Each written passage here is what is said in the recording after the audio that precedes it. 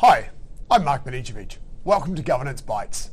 Today it's my pleasure to spend time with Dennis Murray. Hi Dennis. Hello. Hi.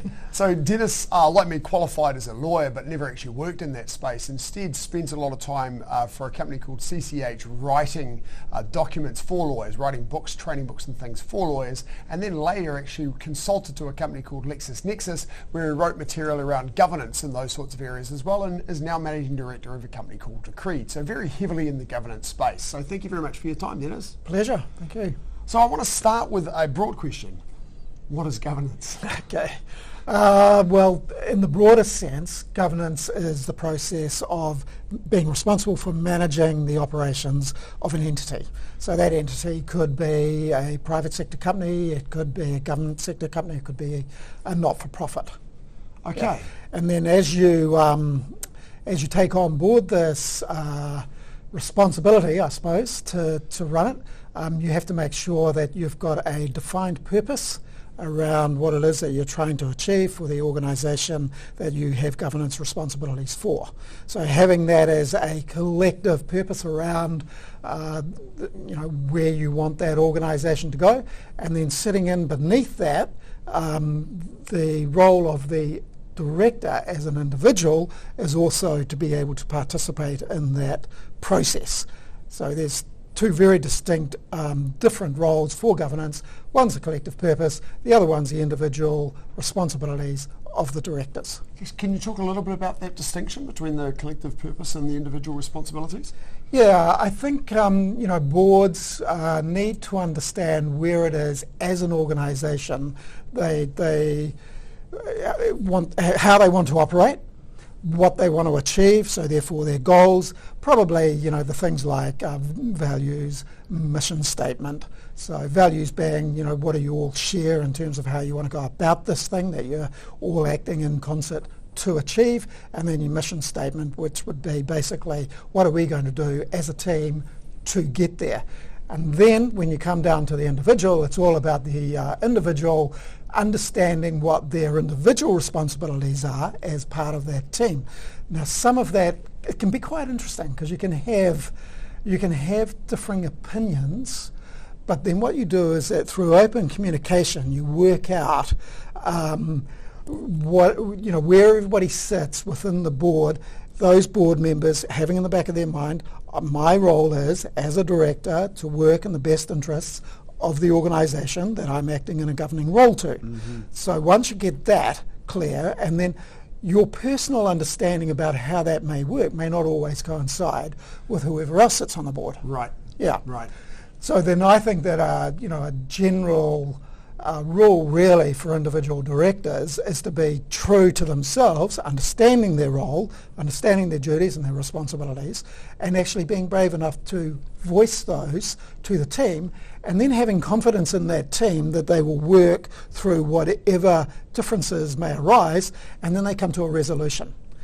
And then that resolution needs to be captured. Right, and that's the value of having a disparate group of people with different skills and different backgrounds on a board, because they bring different perspectives. And then having those different perspectives, they might come with their own biases and so forth, and through that open and respectful discussion, you realise maybe where your gaps are and what you've missed, and together you come up with the best best way forward for the business or for the entity. Yeah, I'd say generally you come up with in most cases you come up with the best resolution for the business, but it's also being open to understanding that actually where you need to get to is a consensus agreement, and so therefore the communication that you have, and then a board might also go, well actually that consensus was wrong, so you do need to pivot occasionally as a board, because the consensus agreement's taking you somewhere where you don't actually want to go, and be bold enough to step that back. So there's always a role for the individual director to say,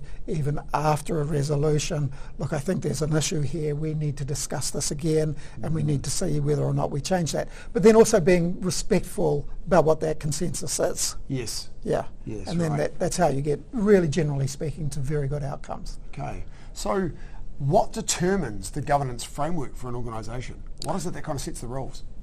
Oh, yeah, really interesting. Well, from a legal perspective, the organisation rules will be set by the jurisdiction in which that organisation... So the local laws of the domicile of the organisation. Yeah, wherever that may be. So, you know, in New Zealand here, it'll be obviously New Zealand legislation, wherever it'll be, whatever the jurisdiction of the country is. Yes. And you need to be familiar with those rules because they do change from jurisdiction to jurisdiction, and they'll have different requirements. So understanding those rules will give you the confidence to kind of relax in your role. So once you understand it, then you do have that confidence. Then at another level altogether, just from and I'm talking in very broad terms here, understanding the different roles of what makes up an organisation. So for example, for a private company, like, you know, primarily the sort of companies that I've worked for, although I have worked in some state sector areas, but primarily it'd be shareholders. Yes. So the shareholders are the owners. Yes. And then they are a completely separate group to the directors. So the directors basically get their starting orders from the shareholders. They get elected onto the board, and then the directors have to act in the best interests of the company. Right. Now, as to what might be in the best interests, sometimes can be impacted by the law. Right. And then you have another set. So you have the other set, which is the role of the executive. So it goes shareholders elect the directors delegate powers. Delegating down to the executive. To the executive. Right. And there is another responsibility that is sometimes forgotten. And this is one that applies equally, I believe, to state sector or not-for-profits as it does to private entities that are, you know, have a purpose of making a profit. And that is the world at large. Yes. So you can't really discharge your responsibilities unless you've always got it clear in your mind, actually, I have a greater duty here as well. I can't just stick narrowly to this thing. And I'd liken it to, you know, you're crossing a road and you've got to look left, you've got to look right, you've got to look left again, and so on, just to make sure that it's safe.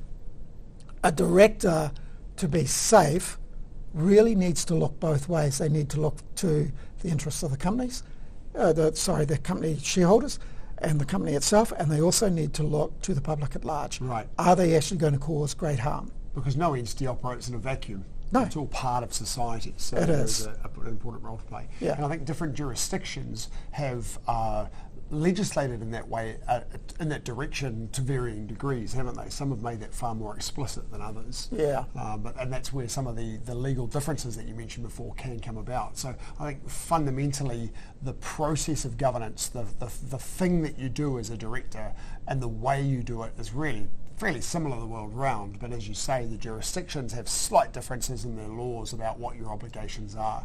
And one good example of that would be, you know, in my industry, certain industries have to have a license, certain entities have to have a license to operate. Yes. And that's a very legal requirement, and the directors have to be aware of that legal requirement so that they can discharge those duties as part of their obligations. So, absolutely. Can we take a little bit more into this concept of delegations? Because as you said before, you know, the directors are responsible and representing really the shareholders or the members for a not-for-profit organisation, and they're looking to act in the best interest of the entity as owned by the shareholders or as collectively kind of owned by the members, if you can think of it that way, for a not-for-profit. So the directors have this ultimate responsibility that everything is happening the right way, but they can't do it all themselves. No. So they delegate some of the, or a lot of the actual day-to-day operations and a lot of the other work to the CEO, the executive team. Can you explain a little bit about how that delegation process works and how it's formalised?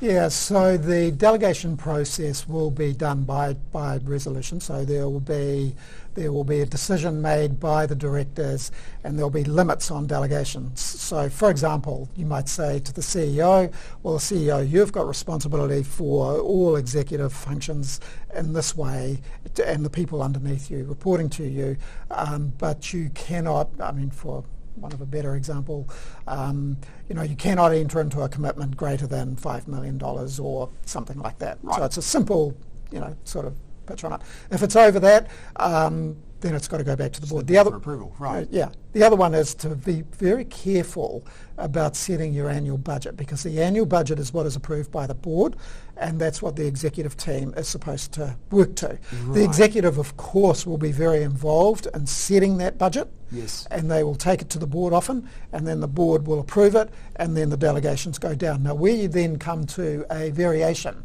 from the budget.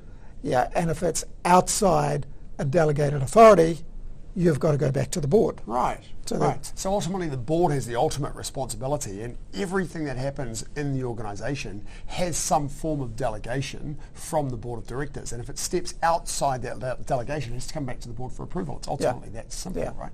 So, and the sorts of documents you will have to determine those delegations will include the job descriptions and the contracts with those staff, like your CEO, and then you'll have a delegations framework or a delegations policy that says things like, this is your maximum limit of what you can sign off. And if it's outside the budget that's approved, then this is the sort of thing that has to come back to the board. Yeah, right. And I think it's very important to have a good understanding of what those are, because I do know a number of cases where executives have not been aware of the limits on their authority. And, in a jurisdiction like New Zealand, I can't really talk for any others, but in a jurisdiction like New Zealand, you can get into grave difficulties, legal difficulties, and you can basically end up in prison if you don't act the right way. So your duties and responsibilities need to be taken very, very carefully. The other thing is that there is software out there that is very simple to run that gives everybody in the chain a very clear understanding of what it is that they do. So not only can the directors feed into this type of software, but it can feed back, and then you can see in an instant as a board or as an individual director on a board what's going on, so you have visibility. So I think that is very important. And probably just on that point, the other one that I'd say would be to have a way of managing governance that makes it just straightforward and stress-free. There are packs out there or not packs, there's platforms and solutions out there. I know a couple, but yeah, name them. Oh, okay. Well, the one that we primarily use here is a company called BoardPro, which is a very easy to use, intuitive, fast and efficient way of managing governance. So you'll get everything that you need to capture, and what the minutes are, what you're going to put on the agenda, who's provided the reports to actually drive the decision making for the board. So it can actually happen very succinctly, very quickly, and then it's all captured online. And then whoever is feeding in, even during a board meeting, notes are taken, loaded up, and by the time you finished your board, it's pretty much all there. Yeah. Right. So you showed me that software earlier, and so you're ultimately building your agenda in BoardPro. We are looking for sponsors, by the way, so feel free, BoardPro, to throw us some coin. Otherwise, Diligent, a competitor, they can do the same. So you essentially build your agenda up in the software. You throw your board papers into the agenda items, and then you can very simply push a button and create your board pack. Yeah. Get that out to your directors a couple of weeks in advance so they can read all of the information in advance, digest it, ask questions of the chair and so forth, get further information back. The chair can go to the CEO for clarification. It can then feed information back to the directors, so the directors can go to the board meeting armed and knowledgeable and in a position to make a good decision. And carrying out their duties and responsibilities in a legal way so that they're not exposing themselves to personal liability. Absolutely. Now, so in New Zealand here, that's a very big thing. I imagine it's a big thing offshore. And I think if you follow that kind of practice, what it does is it takes the stress out, it makes the process really fast, but it also gives you visibility on where you're at any one time. Yes. So you can go back to your board documents and you can see it very clearly. It's got the history and stuff as all there as well. Yeah. Right. And then and then off to the side you can have your software, and I'll give a shout out to Dacreed because this is what we do. Dacreed, by the way, is a tech platform, which is why Dennis is so strong in this technology area. Yes. Yeah. So what that does is it basically asks the question, in a international standards organisation sort of way, do you know what your responsibilities are? If you don't know what your responsibilities are, hey, you better know them because there's liability attached to not knowing them. And then once you get that, what the board wants to know is that it has a capable team that understands what is required. So in a large organisation like the Taekwondo Federation, is that the right word? Yeah. So that'll have a number of member associations. Yes. Great. Yes, it's a federation. And so then it would be, the federation setting whatever the rules or policies for the members, and then the federation to be confident that the members understood what is being asked of them to be a part of that federation. So that can be fed up very simply. And where there is a gap, so the ISO thing is identifying the gaps and then filling the gaps and making sure that people actually get that knowledge. The beauty for the people running, say, a federation like the Taekwondo one would be that you can see that in a glance. Yes. So this is all about making life easy. Builds it all back up and says these are the gaps in knowledge of your team. Yeah. I mean, as much as Dennis has said, his understanding to run the New Zealand framework, the ISO, of course, is the International Standards Organisation. So this is a global framework for standards for how to run companies. Yes, absolutely it is. And organisations. Great. Yeah. Okay. Cool. Thank you very much. So, I know that you've found yourself in the past on a board that doesn't really understand its role.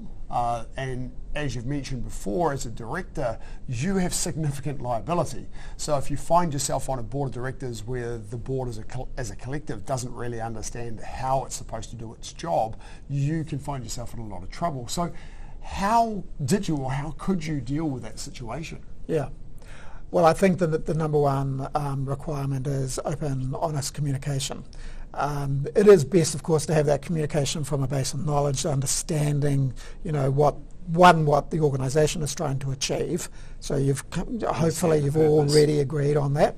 And then the other one is, are you operating off a common set of values? Yes. So values drive the way in which you make decisions, not necessarily the decisions themselves. And then when you have, you will have, well, no, I'm going to phrase that differently. One would hope that you would have on a diverse board different opinions about how to proceed, because then that's very healthy. Yes. And then the question is, how do you resolve those differences and then resolve them in the technical sense by capturing them? So what I always recommend is that open, honest communication from a sense of confidence in what you know that you are required to do. In the sense of in the definition, say, of a director in a New Zealand company, the New Zealand director is required to act in the best interests of the company, not of the shareholders, not of themselves. Yes. So that's a very clear distinction. The other one is that where you have the advisors to a board, you need to be very careful about how that is managed. So an advisory board is not a board. Consultants to a board is not a board. The power lies with the board. What the board needs to do is that they need to be able to see the advice. Now, a board may not always take on advice because they may have a difference of opinion to it. Then again, it's a matter of working through that in a way that is respectful of the legal advice or whatever sort of advice you've received, and unpack it and then see whether it aligns with where you want to go. Right. So I think if you get these sort of conflicts, open communication, confidence in what you're wanting to do, working together in concert with values to ultimately meet the purpose of the entity. Organisation. Yes. Yep. Yes, we haven't talked about, and we won't get into in this conversation, that whole setting the direction and having a strategy and moving forwards.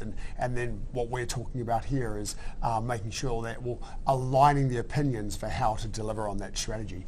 It is very important to have a strategy. Yeah, of course, absolutely. You're not going to get anywhere. Yeah. So as a director, you've been a director on a number of companies over a number of years.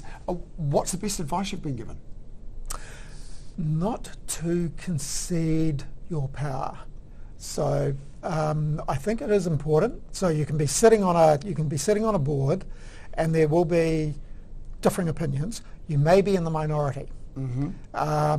However, I think it is still healthy and important that somebody who is in the minority to still voice their opinion in the face of a majority.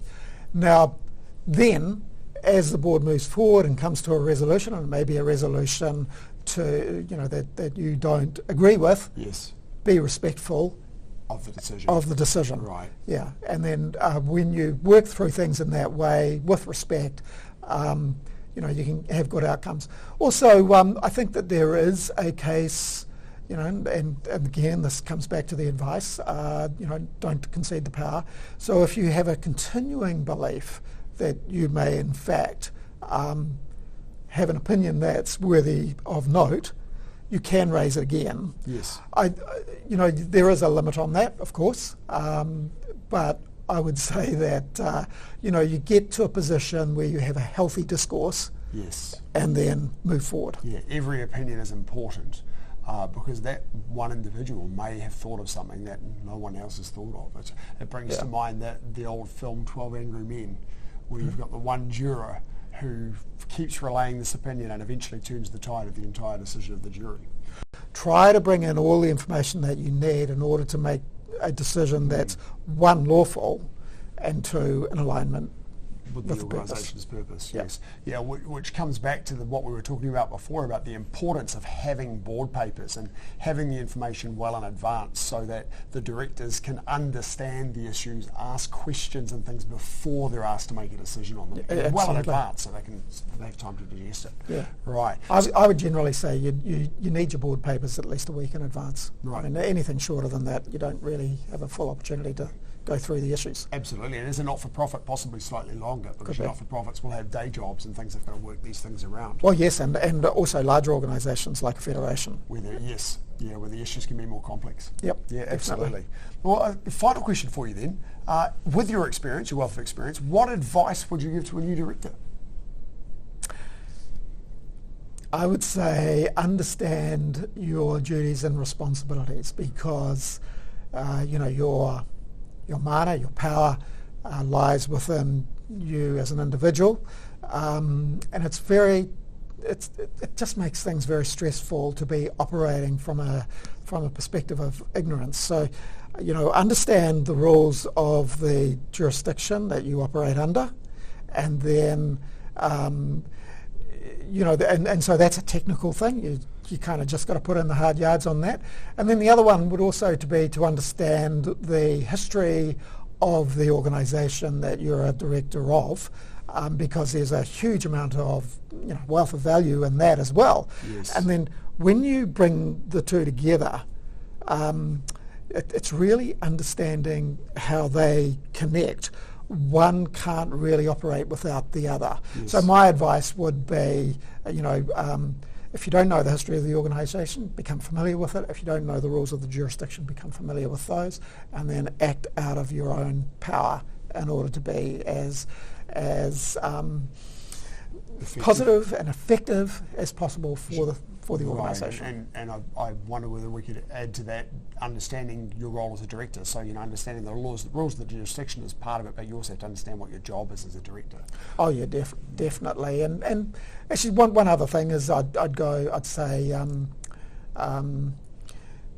that hierarchy that I was mentioning before about really the directors, although appointed by the shareholders, are really sitting at the top of the tree, and they're the ones who do delegate the responsibilities. So, just be respectful of your own power there, but don't concede it in the sense of it flipping around. And this does happen in organisations from time to time, where there might be a single really strong shareholder or a single really strong executive. It might be whoever. It could be CEO often, because they're a certain sort of personality. But understand your power and actually deliver on your responsibilities. Right. You can't hand over your obligations to another party, the CEO, for example, or the executive team, or the shareholders or the members. You can't hand it over to a strong voice and neglect your job. Yeah. Do your job. Yeah, and nor should a director being seeking consensus. You are looking for a resolution, but you're not necessarily looking for a decision by committee. Right. So and there is a distinction between the two. And I think if, you mind, so I'd say to a young director starting out, just be aware of these things and how you want to act for the organisation. So, as you've suggested before, through that communication, that discussion, you end up with a resolution, a decision that may be by majority, not unanimous. Yeah. And you may be in the minority disagreeing with the decision. Well, that is the decision you have collectively made as a board. Yeah. Get on with it. And as you've said earlier, you may have to raise an issue again later if it arises. You may have to revisit a decision if information changes. Yeah. But be part of the team. Be part of the team. And that's one thing would be that where you're aware of potential harm because of a breach by board or by an individual or a number of individual directors against a jurisdiction, I think that would be one instance where you would raise it again, because what you're doing is you're trying to protect your team being the board. Yes. Yeah. And ultimately you're trying to get yourself out of prison. So if anything comes up that is in breach of your obligations, of course you have to raise that and you really have to step down on that. Yeah, and you probably in some instances would want to have your decision, your own opinion on that resolution noted if it's an exception, particularly if you feel that it's going to breach local laws. Right. But yeah. Cool. Yeah. Well, thank you very much for your time, Dennis. It's been a great conversation. Oh, no, thank you. Very interesting. I'll look forward to catching up with you again soon and seeing you next episode. Cool.